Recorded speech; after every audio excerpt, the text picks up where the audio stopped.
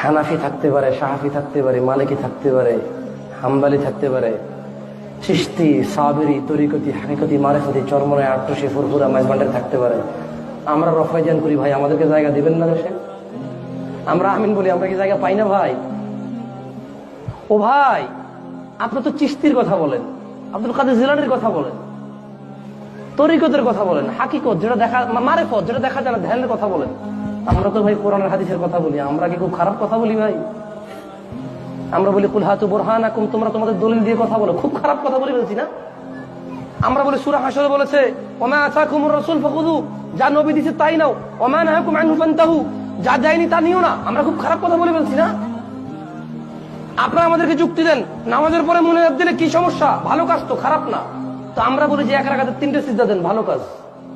তখন দিবেন? তখন বলবেন নামাজ হবে না। কেন? ভালো কাজ তো।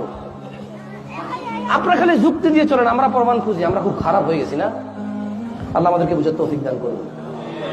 আল্লাহ তাআলা আমাদেরকে হিদায়াত দান করুন।